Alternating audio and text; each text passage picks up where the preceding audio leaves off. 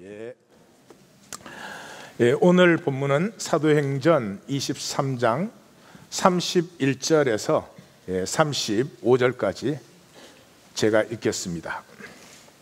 보병이 명을 받은 대로 밤에 바울을 데리고 안디바드리에 이르니 이튿날 기병으로 바울을 호송하게 하고 영내로 돌아가니라.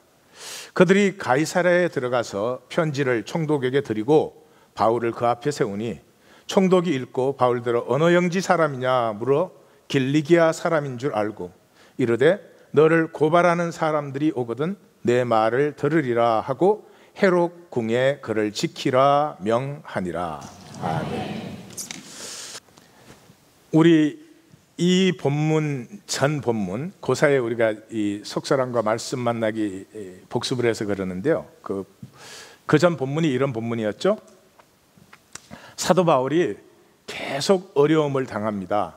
빌립보에서, 고린도에서, 에베소에서는 굉장히 큰 위험을 겪었어요. 나중에 내가 맹수로 더불어 싸웠다. 그래서 에베소 5개에 그 성경에서는 그걸 잘 적지 않지만 영적인 의미가 필요한 데가 없으니까 그걸 적지는 않지만 그 맹수로 싸웠다. 그리고 굉장히 아픈 기억을 적고 있습니다.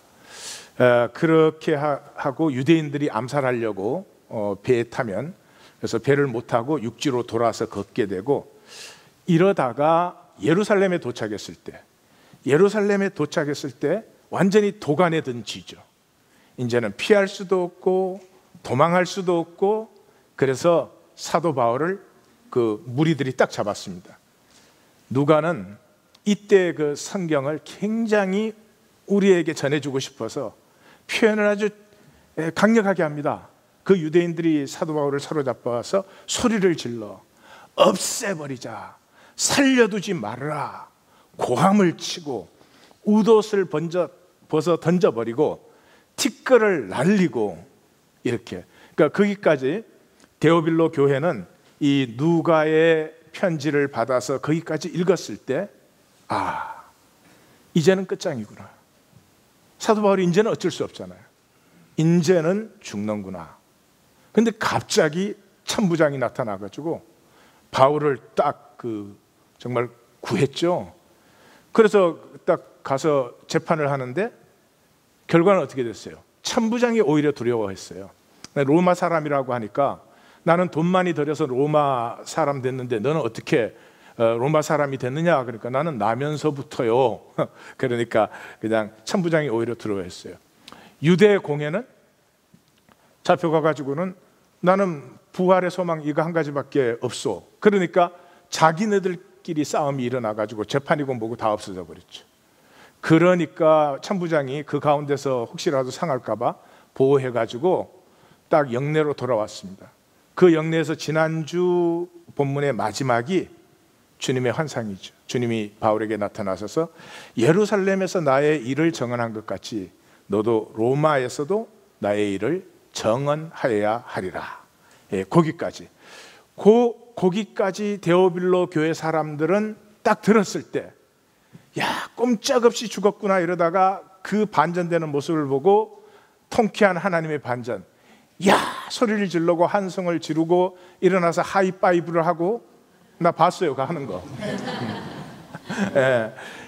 여러분 우리 한국이 월드컵 경기 한번 이겨도 그냥 얼마나 기쁘고 서로 얼싸안는데 이 데오빌로 교회에 누가는 왜 이걸 적고 있어요? 이 데오빌로 교회가 그러한 위험을 지금 겪고 있으니까 그 위험 속의 역사는 하나님의 역사를 전해주려고 적으니까 그 막 반전을 일어날 때 막 덩실덩실 춤을 추고 막 난리가 났죠. 여기서부터 이제 오늘 본문이 시작돼요. 자, 여기서부터 누가가 이 글을 적는 심령은 어떤 심령이냐 그러면 또 월드컵 우리가 또다시 4강전에 올라갔어. 이번에 이기면 이제 결승 가는 거야. 프랑스하고. 근데 그만에 전반전에서 2대0으로 2골이나 먹었어. 가능성이 있어요? 없어요? 프랑스한테 이 2골 가능성이 없지. 그래도 막 열심히 응원하는데 후반전 중간쯤 됐을 때 어떻게 하다 우리가 한 골을 넣었어. 난리가 난 거야. 이제 한 골만 더 넣으면 일단 뭐 찬스가 생기니까. 그래서 막 응원을 하는데 10분을 남겨놓고 도로 한 골을 먹었어.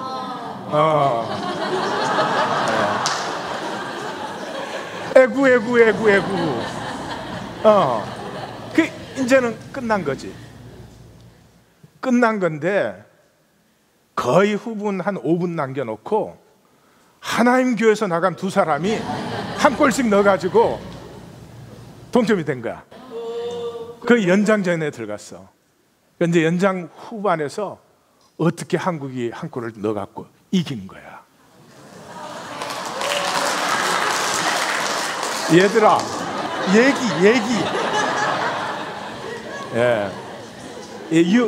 You got the point. This is what exactly happening.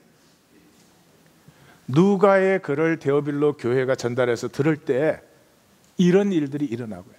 우리 이거 종교 경전으로 읽으니까 어떻게 해요? 죽은 글이지, 죽은 글. 그러니 무슨 여기에서 생명이 나타나겠어요? 그러니까 이 누가는 여기서부터, 그렇죠? 그렇게 이겼어. 근데 이제 다음날 그 멕시코에서 온 친구가 물었어. 한국 어떻게 됐어? 그러면 이렇게 하죠. 이겼어. 이렇게 얘기해요? 아니. 야, 말이야. 우리가 두 골을 먹었는데 말이야. 네. 지금 누가가 정확하게 그렇게 적고 있는 거예요. 그래서 일막이 뭐냐? 비밀 암살 결사대가 생겼어. 이 사람들은 IQ가 69야 전부. 성경에 나와 있잖아요. 왜? 바울을 죽이기까지 금식으로 동맹했어. 그러니까 바울이 감옥에 있는 동안 얘들은 다 죽었어야 돼. 근데 죽었어요? 안 죽었어요? 안 죽었지. 그러니까 이 종교인들은 입술만. 예? 그러니까 능력이 없는 거예요. 그래서 이제 딱 공회에다가 재심 신청해라, 재심. 그래서 이제 죄수로 끌고 올 때 우리가 매복했다가 죽이겠다. 근데 그걸 생질이 들었어요. 사도 바울은 다소 사람인데 이 예루살렘에 와서 유학을 하고 있었으니까 이 가문 전체가 바리새인 가문 아니에요. 그러니까 이 가문의 젊은 사람들은 전부 랍비 학교에 오는 거죠. 그래서 바울이 젊을 때 사내들인의 일을 보고 있었죠. 지금 조카가 자기 나이 돼서도 사내들인의 일을 보고 있으니까 아마 조카가 한둘이 아니었을 거예요, 분명히. 어쨌든 그 중에 그 바울을 좋아하고 따르는 조카가 하나 있었나 봐. 그러니까 오늘의 가장 중요한 교훈은 조카 하나는 잘 이렇게 관계를 갖자, 이런 거예요. 그래가지고 그 조카가 삼촌 큰일 났어, 어떡하지? 그러니까 괜찮아, 백부장을 불러서 이 청년을 천부장에게 데리고 가시오. 그 천부장이 비밀리에 듣고, 천부장쯤 되면 정보와 정보 제공자를 어떻게 관리해야 되는지 아주 잘 알죠. 밤 3시, 굿이니까 밤 3시에 이 보병 200명, 기병 70명, 창병 200명. 누가가 이 숫자를 일일이 왜 적고 있어요? 이때는 여기에 뭐 산적도 많고 열심당원도 있고 별일이 다 일어나는데요. 예루살렘에서 이 안디바드리까지가 이 산지를 지나는 70km예요. 안디바드리에 도착하면 여기서부터는 평지로 가이사라까지 40km예요. 그래서 이 산지를 지나는데 470명이 바울을 말에 태우고 호위해가지고 가는 거죠. 그러니까 안디바드리에 도착하자마자 400명은 다시 영내로 돌아오게 하고 70명이 가이사라까지 호송했다. 이거 왜 이렇게 자세히 적고 있을까? 왜 이렇게 자세히 적고 있을까? 누가는 숫자를 적는 걸 좋아한다. 누가는 쓸데없는 것을 많이 적는다. 세 번째, 어려움에 있는 데오빌로 교회가 하나님께서 어떻게 자기 백성을 지키는지를 느끼기를 원한다. 그 보내면서 이제 천부장 루시아가 편지를 딱 써요. 편지를 읽어보시면 재밌어요. 자기 크레딧을 먼저 딱 주장을 해. 유대인에게 잡혀 죽게 되었는데 로마 사람인 줄 내가 들어서 알고 구했습니다. 두 번째, 고발의 건은 율법 문제뿐 범죄는 천부장은 다 사법훈련을 받은 사람이에요. 그 당시에는 지방에서 다 재판을 해야 되니까 범죄는 없습니다. 근데 세 번째, 그러나 죽이려는 관계가 있기 때문에 내가 당신에게 보내고 직접 고속케 합니다. 이게 무슨 말일까요? 직접 고속케 합니다. 그 당시 총독으로 있으면 수입원들이 여러 가지가 있어요. 뭐 하여튼 세금에 장난을 친다든지 이런 게 있는데, 중요한 수입 중에 하나가 재판에서 봐주고 이렇게 돈을 받는 거예요. 그러니까 이 말은 뭐예요? 범죄 없는데 당신에게 보내면 한 건 올려드립니다. 내가 번역을 했으면 그렇게 했을 텐데 다 번역한 사람들이 너무 거룩하셔서. 그리고 총독이 벨릭스가 딱 받아서 어디 사람이야? 길리기아 사람입니다. 그럼 내 관할이지. 그래서 헤롯궁에 두었다. 그 당시 로마에는 옥이 세 가지예요. 첫째는 일반 옥이에요. 일반인 범죄자들을 가둔. 그 대개 지하고 거기 들어가 2년 있으면 사람이 죽어요. 온갖 피부병에 문둥병에 뭐 샤워를 해요. 뭐 그런데요. 그런데 갔으면 사도 바울도 죽었겠죠. 두 번째가 군영옥입니다. 그러니까 예루살렘에서는 사도 바울이 로마 군대의 영내인 안토니우스 영에 있는 그 군영옥에 가두어졌죠. 베드로도 군영옥에 가두어진 사람은 대개 재수한 사람에 간수한 사람을 묶어 놓습니다. 그런데 우리 사도행전 앞장에서 보니까 베드로가 갇혔을 때는 몇 사람이 묶였다고요? 양쪽에 두 사람. 그러니까 베드로는, 군영옥은 전부 대부분이 정치범이에요.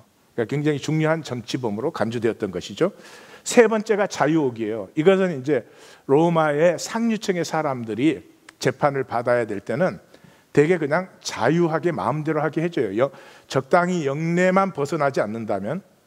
그런데 헤롯궁에 가두어라는 말은 그런 자유옥에 갇혔다. 왜? 벨릭스가 이미 알고 있으니까. 바울은 무죄고 이 사람은 나한테 돈만 좀 내면 풀어줄 사람이니까. 자, 그게 이제 1막이에요. 2막은 가이사랴의 재판이에요. 그러니까 이 5일 후에 공회 대표들이 변호사 더둘로, 털툴리어스라는 로마 이름이에요. 유대 사람인데 로마 이름을 가졌어요. 그 더둘로와 함께 도착했어요. 그래가지고 이 사람이 와가지고 더 둘러 거짓말을 많이 하지. 딱 이래요. 벨릭스 각하여, 당신을 힘입어 태평을 누리고 당신의 선견으로 여러 가지 우리가 제대로 되었습니다. 여러 모양으로 어느 곳에서나 크게 감사합니다. 이래요. 어떻게 난 저런 거짓말을 하는 사람들을 보면 정말 이상해요. 어떻게 무슨 인생이 영생을 사는 거라고, 평생을 산다고. 그 요세푸스의 그 역사기를 읽어보시면 벨릭스는 유대 총독 중에 최악의 총독이었습니다. 가장 부패하고. 그래서 벨릭스가 죽었을 때 유대인들이 환호했다고 적혀져 있어요. 근데 당신을 힘입어 태평을 누리고 있는. 그러고는 기소를 하는데 얼마나 이 머리가 좋은지 잘 보십시오. 처음에 선을 이렇게, 이 사람은 전염병 같습니다. 그 다음에 로마 제국 안의 모든 유대인을 다 소욕케 합니다. 나사렛 이단의 우두머리입니다. 성전을 더럽게 합니다. 이렇게. 그러니까 그 당시 로마 제국은 가장 두려워하는 게 두 가지예요. 하나는 전염병, 하나는 소욕케 하는 거죠. 근데 전염병은 여기 갖다 붙일 수가 없잖아요. 그러니까 저렇게 멋있게 갖다 붙여. 유대인에게 가장 중요한 제목 두 가지는 이단과 성전을 더럽게 하는 거죠. 그러니까 로마의 2대 제목, 유대의 2대 제목을 갖다 붙였어. 이거 꼼짝할 수가 없어요. 그리고 딱 이렇게 해요. 친히 신문하시면 아실 수 있나이다.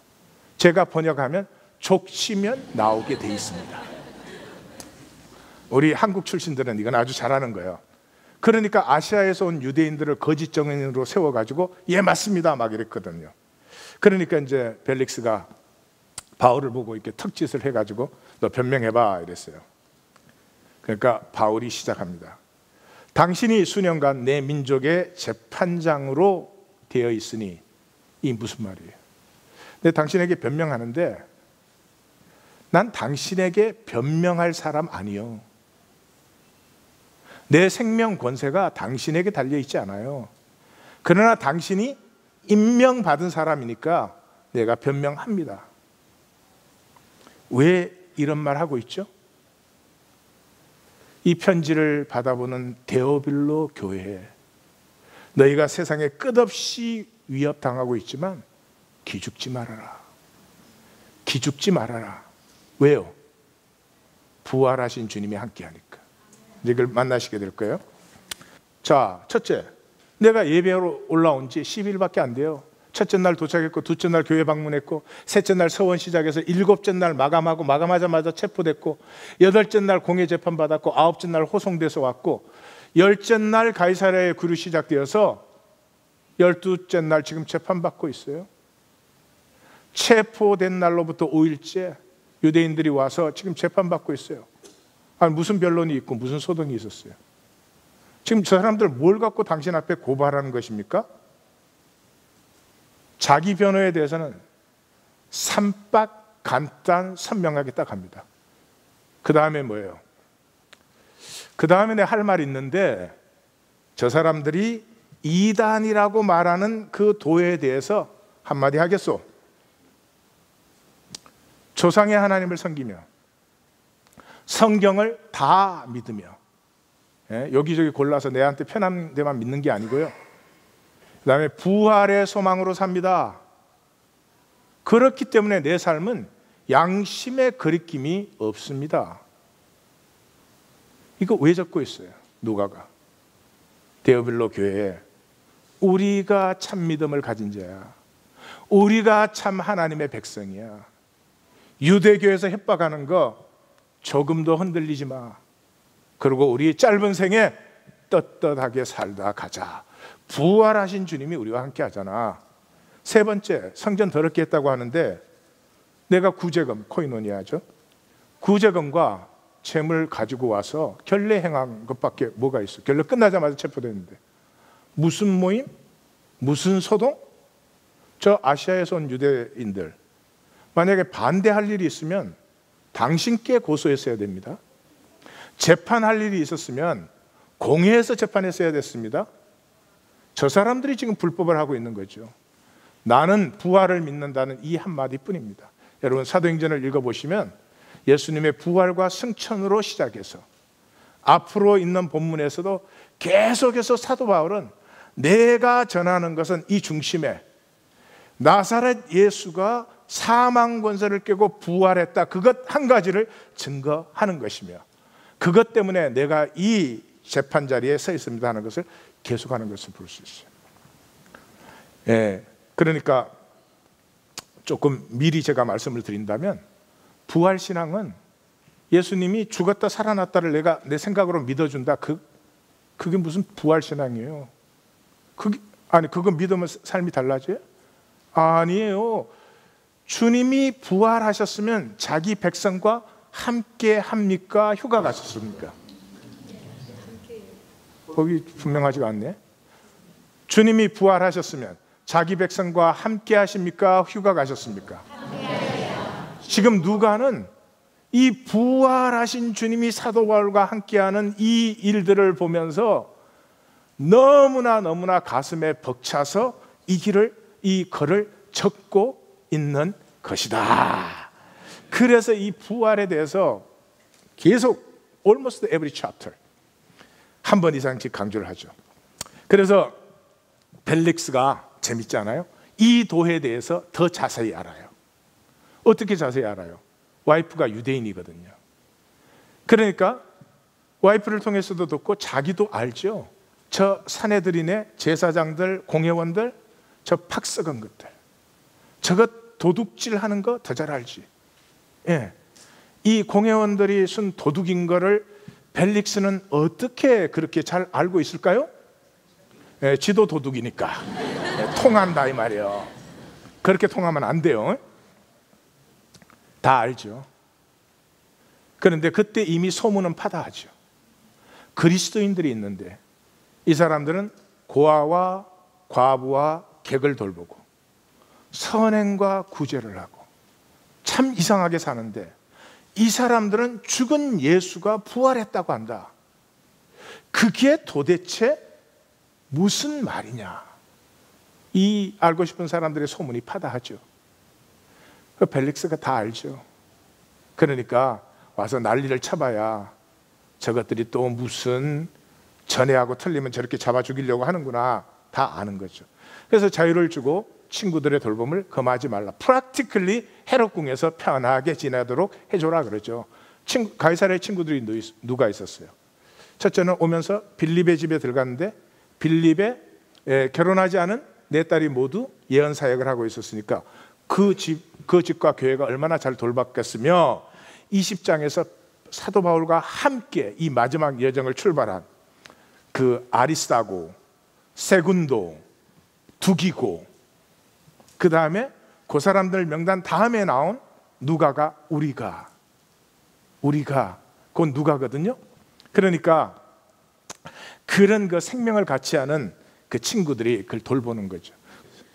제가 시간 있으면 여기 진짜 재밌는 얘기가 여기서 펼쳐지는데 이 2년 동안 그 헤롯궁에 있었기 때문에 사도 바울은 제일 편하고 제일 건강한 시간을 보냈습니다.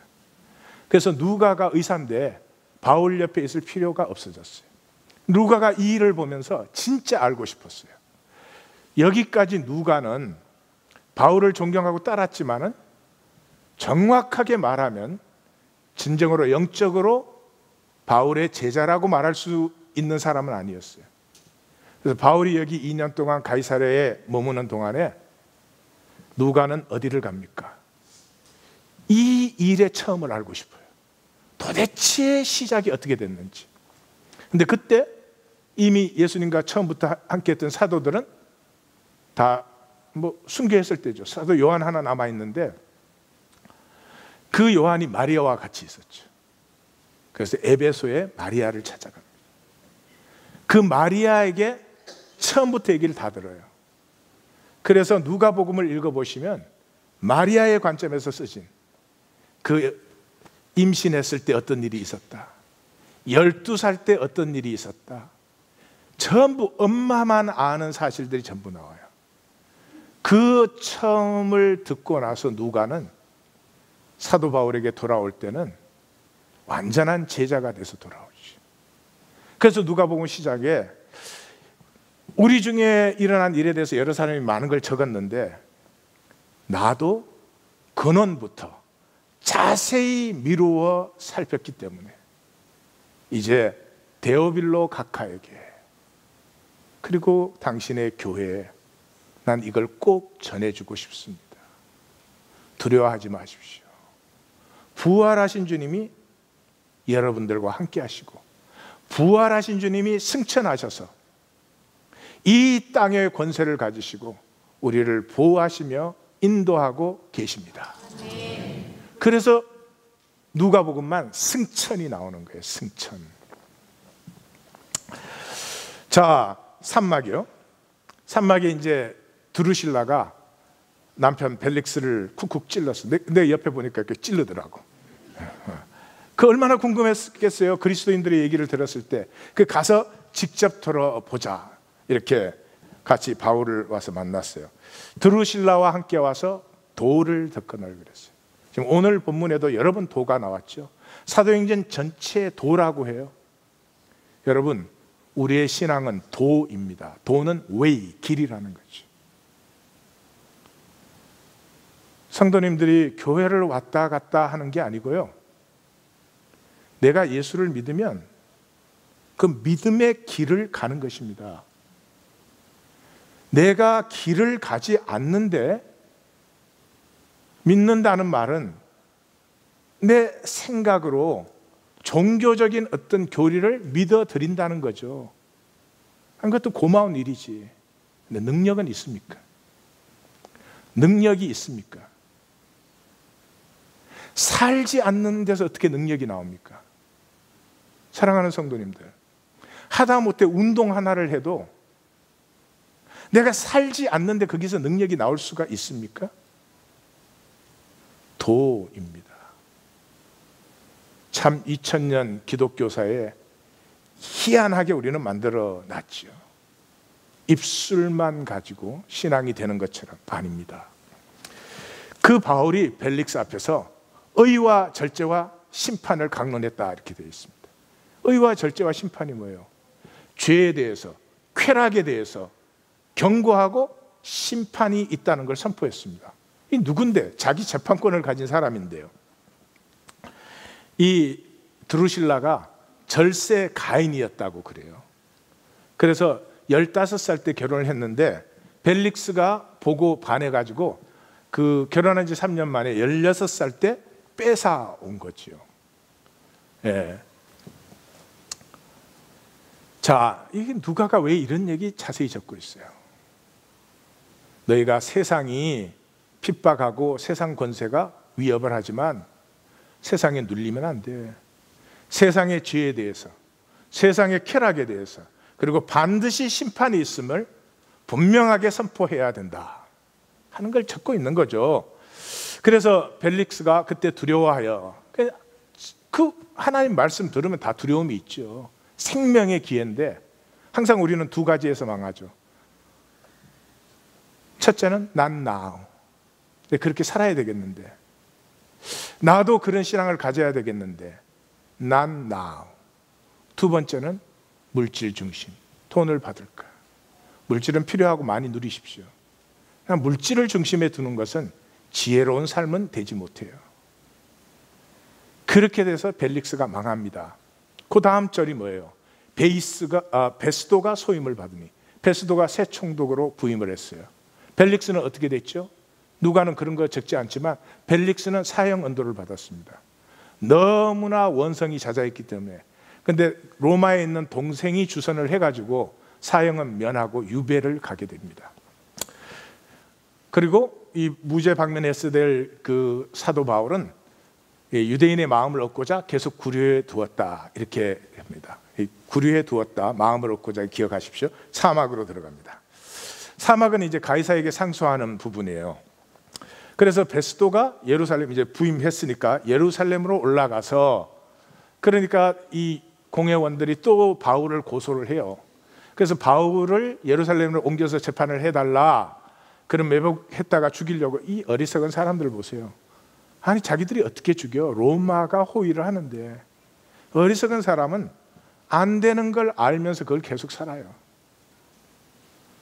우리 계속 똑같은 나날을 반복하면 행복하지도 않으며 더 나아지지 않습니다. 우리의 자녀들도 나보다 복되어지겠지 생각하시지만 그렇게 되지 않습니다. 세상은 우리를 참 어리석게 만듭니다. 그래서 베스도가 인수인계 받을 때 다 들었지 않겠어요? 당연히 들었죠. 그러니까 베스도 그러죠. 아니요, 내가 가이사랴로 돌아가야 되고 가이사랴에 재판장이 있으니 바울뿐만 아니라 고소할 일이 있으면 나와 함께 내려가서 거기서 고소하시오. 유대인들이 따라와 가지고 막 여러 가지로 고소를 하는데 증거가 있어야죠. 그런데 베스도가 유대인의 마음을 얻고자 그 똑같은 기절이 나왔어요. 근데 똑같은 말인데 벨릭스에게 써질 때는요, 이놈이 도둑이다 하는 뜻으로 써진 것이고, 베스도에게 써질 때는 총독이 자기 관할에 부임을 했으면 당연히 사람들의 마음을 얻어야 되죠. 그러니까 똑같은 말이 두 사람의 삶의 차이에 의해서 어떻게 되느냐 달라지는 거죠. 사랑하는 성도님들, 가볍게 사십시다. 쥐뿔도 아닌 이 세상에 이 물건들, 물건 사는 게 이 자본주의의 삶 아니에요. 물건 사는 거, 어떤 물건 살 수 있냐? 여러분, 그거 하나예요.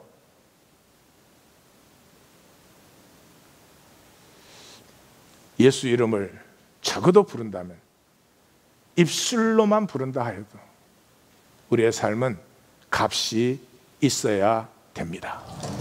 우리 하나님께 한번 그렇게 사십시다. 인생이 짧아요. 그리고 이제 사도 바울에게 묻죠, 당사자에게. 그 예루살렘에서 재판 받겠느냐? 그러니까 사도 바울에게 사실 기회를 준 거죠. 사도 바울이 딱 그러죠. 내가 가이사의 법정에 썼습니다. 유대인에게 내가 죽을 죄를 지었다면 죽는 거 사양치 않겠습니다. 그렇지만 유대인 법정과 나는 아무 상관이 없으므로 내가 가이사에게 상소하였으니 가이사에게 갈 것입니다. 이렇게 딱 하죠. 여기에서 2년간 끌었던 이 재판이 그 벨릭스가 돈 좀 받을까 하고 2년을 세상에 그 베스도가 오니까 단번에 딱 끝나버렸어요. 베스도가 배석자들과 총독이 부임할 때는 재판원들이 같이 옵니다. 그리고 행정보좌관들이 같이 오는데 재판이 열릴 때는 이 사람들이 로마 재판에서는 배심원이 되는 것이죠. 같이 언론하고 가이사에게 보내기로 했다. 그래서 말씀이 딱 이루어지죠. 19장 21절에 내가 반드시 로마에 가야 하리라. 27장 24절 내가 나를 위하여 가이사 앞에 서야 할 것이라. 이게 딱 이루어지는 거죠. 할렐루야. 네.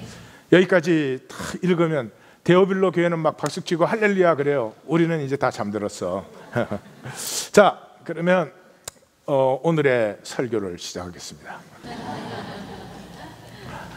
이것을 통해서 누가가 적는 것은 부활하신 주님, 승천해서 하나님의 보좌 우편에 이 땅의 권세를 가진 주님께서 함께 하는 사람, 하나님이 주신 그 길을, 사도 바울에게는 바울의 길, 저에겐 제 길이 있죠. 그 길을 가는 사람에게 나타나는 부활하신 주님의 이 역사하심을 너무나 신명이 나서 그 한마디로 적을 일을 사도 바울이 상소해서 로마에 가게 되었다. 그럼 끝날 일이에요. 오늘 본문은 그거를 그렇게 적을 수가 없지. 한국팀이 이겼어. 그렇게 나오지가 않는 거죠. 자, 여기에서 우리는 세 가지를 보려고 합니다. 첫째, 옛삶을 지키는 한 새 시간은 결코 출발될 수 없습니다. 어제의 삶과 오늘을 똑같이 사시면 새 시간은 올 수가 없지요. 너무 당연한 일이죠. 그죠? 자, 이 사도 바울에게 나타난 역사는 그냥 어쩌다 우연히 나타난 게 아니고요. 사실은 구약이 말해주는 생명의 원리가 나타나고 있는 것을 보여주고 있어요. 신약 성경은. 그래서 이 구약의 핵심 부분이 신명기에서 나옵니다. 그 신명기는 결론이 그거 아니에요? 내가 복과 저주를, 생명과 사망을 너희 앞에 두었으니 너희는 생명을 택하라, 이런 거거든요. 자, 그것을 9장에서 30장까지 핵심적으로 보여줘요. 9장에서 쉐마로 시작해서 30장에서 모압 언약으로 끝나요. 그리고 그 중간에 십계명을 풀어서 해줘요. 여기 핵심이 뭡니까? 택하신 곳에서 함께 먹고 기뻐하라는 것이죠. 복이 무엇입니까? 통하는 것이 복입니다. 생명이 무엇입니까? 통하는 것이 생명입니다. 저주가 무엇입니까? 단절된 것이 저주입니다. 죽음이 뭐예요? 단절되면 저주예요. 그래서 하나님과 통한다면 우리 안에 하나님으로 함께 기뻐하는 그 삶이 반드시 이루어진다. 이 전체 요약이에요. 그 쉐마 부분을 이제 보십시다. 그 쉐마를 시작하는데 1절에서 5절이 핵심 부분이에요. 1절과 2절, 강대한 나라들, 성읍은 크고 성벽은 하늘에 닿고 그들은 아낙 자손이야. 너희가 약속의 땅을 들어가는 것은 불가능한 일이야. 그 다음에 끝에 4절 5절, 너희가 의가 있어? 너희가 정직함이 있어? 너희로는 불가능해. 이 배꼽 땅에 내가 백성들을 심었는데 이 백성이 너무 부패해져서 이 백성들을 제하고 내 약속을 받은 백성을 내가 집어넣는데 너희의 의는 하나도 없어. 그러니까 양쪽으로 하나님의 유업을 누리는 것은 불가능하다, 불가능하다. 그리고 그 가운데 뭐를 넣었어요? 내 하나님 여호와가 내 앞에서 나아간다. 그러니까 나로서는 불가능한데 그 하나님만 바라보고 따라가면 약속을 받는다, 못 받는다? 받는다. 그래서 이것이 중요한 게 바라봄이죠. 앞서가는 주님을 바라봐야 되는 거죠. 그래서 구약도 신약도 구원은 바라봄이에요. 광야 세대가 다 죽고 새 세대가 약속을 받기 위해서 제일 먼저 일어난 일이 뭐였어요? 놋뱀 사건이었죠. 거기에서 뱀에게 물린 자가 바라본 즉 살더라. 예수님도 똑같이 말하잖아요. 인자가 들리는데, 그 광야의 뱀같이 들리는데 그를 믿는 자마다 영생을 얻으리라. 조금 설명이 필요하네요. 자, 놋뱀이 달렸어. 백성이 바라봐요. 뭐를 바라보죠? 1. 번쩍번쩍하는 놋을 바라본다. 2. 뱀 조각을 바라본다. 3. 보면은 산다고 한 약속을 바라본다. 할렐루야. 네. 저는 둘러 얘기 안 하고 끝내겠습니다. 믿는다는 것이 예수 그리스도의 십자가 안에 완성된 하나님의 약속을 바라보는 것이다. 그것을 바라보는 사람은 다른 것 안 바라본다, 그런 얘기도 포함되어 있다.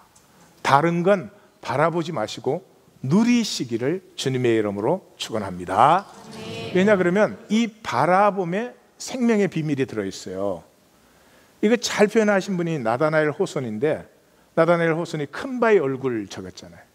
그래서 뭐 이렇게 어진 큰 바위가 있어서 날마다 바라봤더니 그렇게 되었다 그래요. 그 나다나엘 호손이 그 작품을 그냥 적은 게 아니에요. 아기가 태어나면 엄마를 바라보잖아요. 엄마를 바라보는데 엄마 생김새 바라봐요? 우리 엄마 눈 크구나, 우리 엄마 코는 덜 참고구나, 이런 거 바라봐요? 뭐를 바라봐요 그러면? 엄마의 가슴, 엄마의 사랑, 엄마 존재 전체를. 아기와 엄마가 그 바라봄 속에서, 서로의 바라봄 속에서 통이 일어나는 거죠. 어디에? 엄마의 중심과 아기의 중심. 그래서 모압 언약이 뭐예요? 야, 내가 너희에게 내 백성이 되라고 한 것은 어려운 것도 아니고 먼 것도 아니고 하늘에 있는 것도 아니고 바다 바깥에 있는 것도 아니고 너희 속에 있어. 너희 속에 그 소원이 있어. 나를 바라보기를 원하고 너희를 바라보는 나로 말미암아, 기쁨을 이기지 못하는 나로 말미암아 너희의 생명이 아름다워지는 그 소원이 너희 안에 있어. 그래서 예레미야 선지자도 뭐예요? 언약이 뭐라는 거예요? 새 언약은 내 말씀을 너희 속에, 너희 마음에 두는 것이다. 예? 그 다음에 에스겔 선지자는 영적인 선지자거든요. 그래서 말씀이라고 안 하고 영이라 그래요. 내가 너희에게 이런 말이 영이요 생명이니라. 하나님의 영, 새 영을 우리 속에 두고 우리 마음에 둔다. 이 서로의 중심이 통하며 바라봄이 열릴 때 여기에 놀라운 역사가 이루어집니다. 어떤 역사가 이루어지는지 훌륭한 강사님을 통해서 우리가 보도록 하겠습니다. 어거스틴의 삶에는 전환이 일어나기 시작합니다. 고백록에 이렇게 적고 있어요. 그동안 주님의 진리가 참으로 진리인지 아닌지도 똑똑히 분간하지 못하면서 맹목적인 적의만 가지고 교회를 반대하였습니다. 그만큼 나는 어리석었던 것입니다. 암브로시우스는 신자들을 향하여 설교하면서 자주 문자는 사람을 죽이고 성령은 사람을 살립니다 라는 고린도서 3장 6절 말씀을 늘 잘 말씀하셨는데 나는 그 말씀을 즐겁게 귀담아 들었습니다. 그러니까 성경이 문자적으로 표현한 것에 숨어있는 계시적 깊이를 암브로시우스가 풀어줄 때 그는 성경 그 말씀을 만나는 기쁨을 체험한 것이죠. 이 말씀을 만나기 시작하면서부터 갈등이 일어나게 됩니다. 성공해도 결코 행복하지 않은 갈등. 수사학자로서 밀라노 황실의 수사학 교사가 되어 있다는 말은 그 이상의 영예, 그 이상의 성공이 없습니다. 그런데 말씀이 임하니까 갈등이 일어납니다. 고백록에 이렇게 적고 있습니다.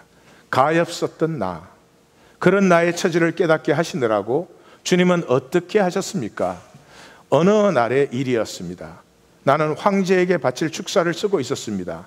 축사라면 을의 거짓말 투성이이지만 축사뿐이겠어요. 세상의 삶은 전부가 거짓이죠.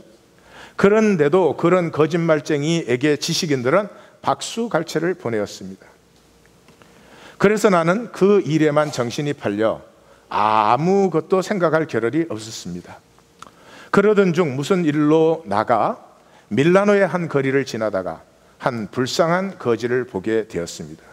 그는 거지이면서도 무엇인가 행복하여 싱글벙글 웃고 있었습니다. 이때 거지는 요즘 홈레스하고 다릅니다. 예, 요즘 홈레스는 뭐예요? 우리하고 단절된 사람들이에요. 관계가 있어서는 안 되는 사람들이에요. 옛날에 동네마다 이렇게 거지가 있었어요. 그래서 이게 동네 한 파트예요. 또 그분이 각 가정의 경조 일자를 제일 잘 아셔. 예. 저는 그 거지에 대해서 상당한 이 공감을 느껴요. 왜냐 그럼 그분도 얻어먹고 살고 나도 얻어먹고 살아요. 예. 나는 신방을 가서 얻어먹고 살아요. 그분은 깡통을 들고 가서 얻어먹고 살아요. 그 공통점이 있어요. 난 가서 찬송을 해요. 그분은 와서 노래를 해요.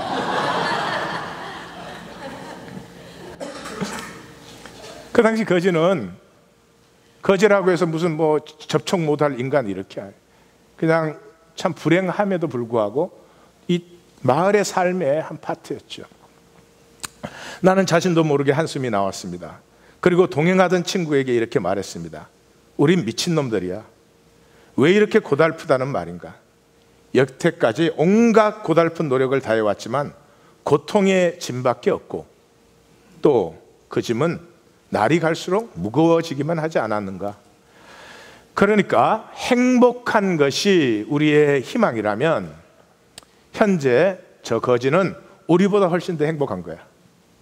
우리는 언제나 저러한 기쁨을 맛볼 수 있겠는가? 깨달음이 온 것이죠. 자기가 평생에 추구했던 그 성공을 이루었는데 그것이 결코 행복을 주지 않는다는 깨달음에 이르렀습니다. 근데 깨달음에서 한 걸음 더 나아가죠. 소크라테스는 무지가 죄라고 악이라고 했습니다. 근데 깨달아도 어거스틴은 살 수 없는 우리의 무기력, 그걸 만난 거죠. 그러니까 어떻게 해요? 눈물이 그 거지를 만나고 돌아온 저녁에 눈물이 멈추지를 않는 거예요. 그렇게 울고 있는데 갑자기 털렐레께 그런 소리가 바깥에 아이들 노는 소리 중에 들렸다고 생각이 됩니다. 어떻게 된 건지는 모르겠어요. 털렐레께라는 말은 집어서 읽어라, 집어서 읽어라. 이때 어거스틴은 말씀에 심취해서 말씀을 열심히 읽고 있을 때였습니다. 처음으로 말씀이라는 것이 의미도 있고 재미있다는 걸 발견했어요. 우리 중에도 요즘 말씀을 읽는 분이 계시죠, 그죠? 그래서 로마서를 읽고 있었어요. 그래서 집어서 읽으라 그러는데 왠지 모르지만 그냥 그 읽던 성경을 딱 집어서 읽었는데 거기가 로마서 13장 12절에서 14절까지였어요. 우리 같이 한번 읽어볼까요? 밤이 깊고 낮이 가까웠으니 그러므로 우리가 어둠의 일을 벗고 빛의 갑옷을 입자. 낮에와 같이 단정히 행하고 방탕하거나 술 취하지 말며 음란하거나 호색하지 말며 다투거나 시기하지 말고 오직 주 예수 그리스도로 옷 입고 정욕을 위하여 육신의 일을 도모하지 말라. 옛날 표현이니까 좀 그런데 내용 간단하죠. 옷이 삶이에요. 제가 오늘 이런 옷을 입었잖아요.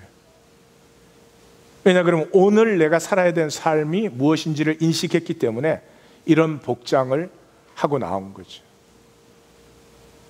이제 새 옷을 입을 때가 됐다는 거죠. 빛의 갑옷을 그리스도로 옷 입을 때가, 빛의 삶, 그리스도의 삶을 살 때가 되었다는 거죠. 이걸 읽은 게 아니고요, 이 말씀이 부딪힌 거죠. 어디에? 구하고 찾고 두드린 중심의 진실에. 하나님은 우연히 역사하지 않습니다. 인격의 진실이 없는 곳에 하나님은 만나지지 않습니다. 세상에서 사는 것처럼, 인간 대하는 것처럼 그런 종교 생활에 하나님 만나지지 않습니다. 말씀이 부딪히면 새 세계가 열리는 것입니다. 확실치는 않지만 이제까지 살아온 삶의 허무가, 그 헛됨이 이제는 뚜렷해져 버립니다. 계속 그렇게 살아라, 돈 줄 테니 살아라 그래도 그렇게 사는 게 힘들어지기 시작합니다. 그리고 뭔가가, 새로운 세계가 열리는, 무언가 향하고자 하는 이런 열망들이 가슴에 생기죠. 이러면 옛삶을 계속 못 삽니다. 그 만인이 부러워하는 황실 교사 자리를 사임합니다.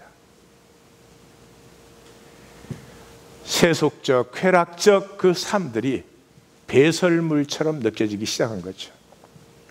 그래서 고향으로 돌아갑니다. 고향으로 돌아가서 말씀을 계속 읽으면서, 말씀을 읽고 있으니까 말씀을 읽고 나누는 사람들을 하나님이 한 사람, 두 사람 이렇게 만나게 하십니다. 그래서 그 사람들과 기도하고 작은 실천들을 합니다. 작은 실천이 지나가는 할머니를 한번 도와준다든지 이런 것들이죠. 근데 이제 말씀을 이렇게 나누고, 이게 떡과 잔을 나누는데, 그 잔을 나눌 때 항상 이렇게 가치 있고 빛된 삶이 되십시다 라고 함께 약속을 하는 거죠. 그래서 그 모임을 하다가 이제 드디어 마음에 확신이 생겨서 밀라노로 돌아가서 자기가 존경하는 암브로시우스에게 세례를 받습니다. 이 세례를 받으러 가는 어거스틴을 보면서 누가 제일 좋았겠어요? 엄마가 제일 기뻤지. 엄마와 함께 갑니다. 가서 세례를 받고 돌아오는 그 길에 로마에서 가까운 오스티아 항구에서, 그 당시에는 전기 여객선이 있는 게 아니잖아요. 배를 기다리면서 엄마와 굉장히 깊은 영적인 나눔들을 하게 됩니다. 이 나눔 속에서 이 어거스틴은 이 우리 안에 있는 숭고함의 체험을 합니다. 자, 마태복음 18장을 나누고 싶습니다. 시간이 너무 갔는데 간단히 나누죠. 마태복음 18장은 사복음서에서 교회를 말해주는 유일한 장입니다. 그런데 구조는 아주 간단합니다.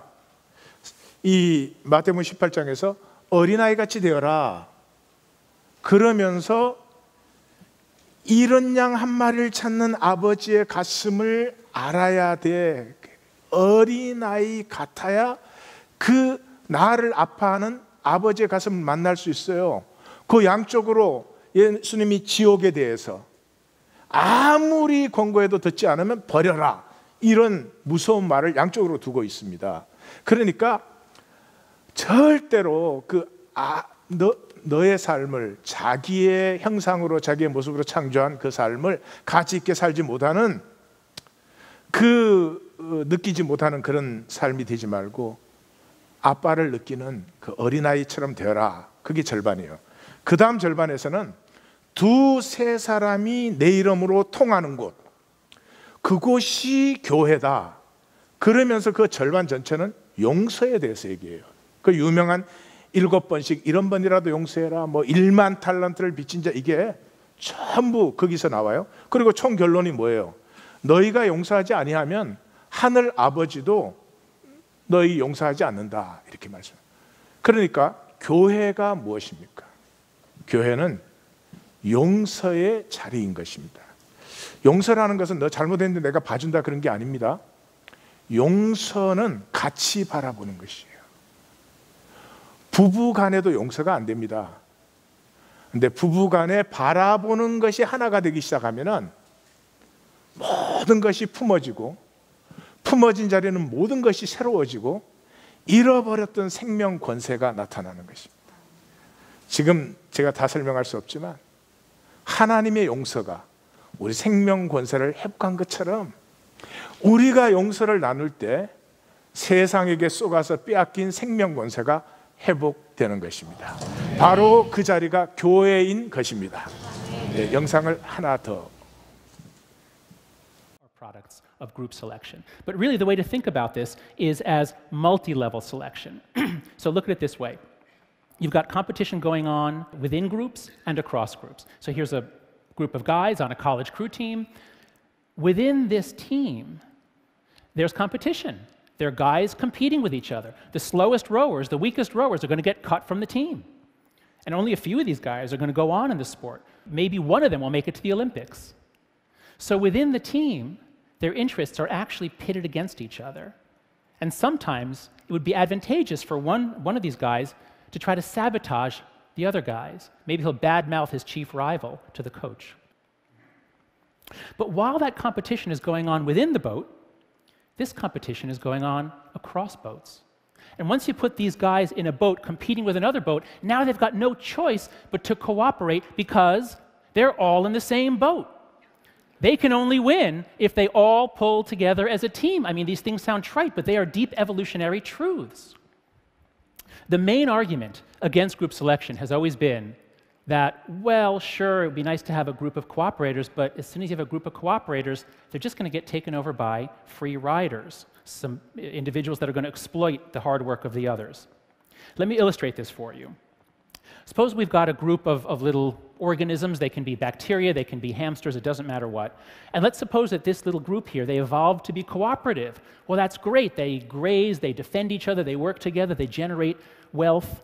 And as you'll see in the simulation, as they interact, they gain points, as it were, they grow, and when they've doubled in size, you'll see them split, and that's how they reproduce and the population grows. But suppose then that one of them mutates, there's a mutation in the gene, and one of them mutates to follow a selfish strategy. It takes advantage of the others. And so when a green interacts with a blue, you'll see the green gets larger and the blue gets smaller. So here's how things play out.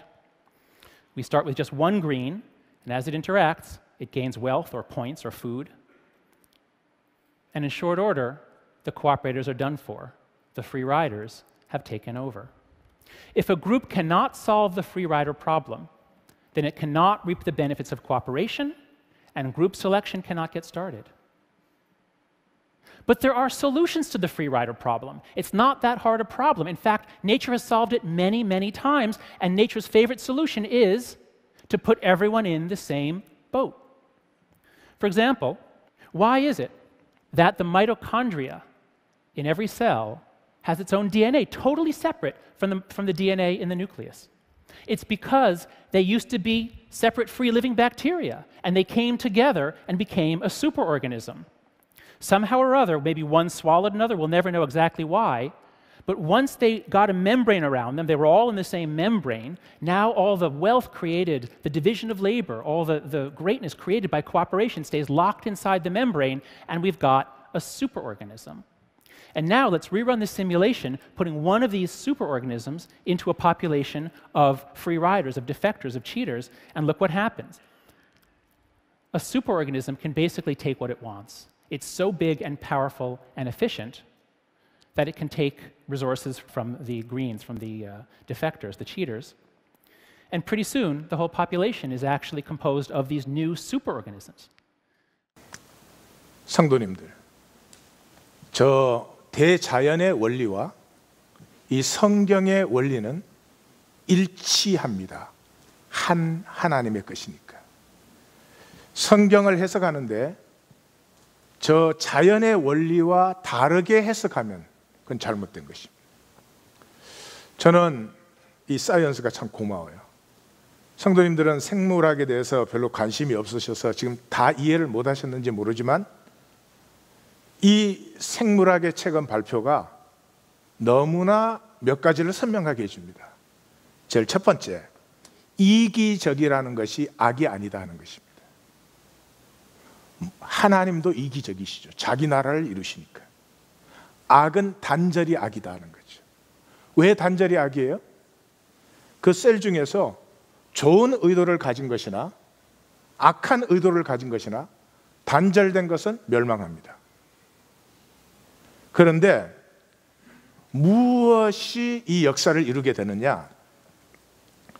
서로 각각 자기의 이기를 갖고 있음에도 불구하고 그것들이 하나로 통하고 연대되어질 때 그때 그것이 역사를 이룬다 하는 것을 보여주고 있어요.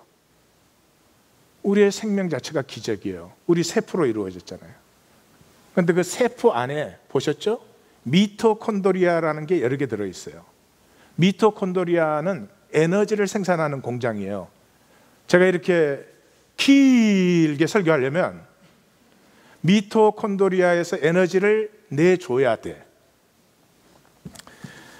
예, 그런데 그게 한 세포 속에 들어있는데 DNA가 다 달라요. 왜 그래요? 어느 때인가 이것이 하나가 되어서 한 세포가 되었기 때문에. 그래서 우리 몸이 기적이에요. 우리 성도님들은 이렇게 살아있는 게 기적인 줄을 병나면 이상한 일이 일어났다 이렇게 생각하시는데, 이 세계 전체에 있는 병균과 박테리아와 바이러스와 이런 것과 우리의 접촉을 다 생각하면요, 병이 안 나는 게 기적이에요. 그렇게 기적적인 생명체를 가진 것은 우리 생명체가 이렇게 하나 된 세포들로 이루어져 있기 때문에. 그것이 교회예요. 그것이 교회예요. 아무리 훌륭하셔도, 아무리 성경을 잘 아셔도, 아무리 기도를 많이 하셔도 단절된 것은 사라진다. 저 생물 세계가 보여주잖아요. 우리 기독교 하나입니까? 머리 대신 주님으로 다 단절되어 있잖아요. 한번 같이 가기를 원합니다. 기도하십시다.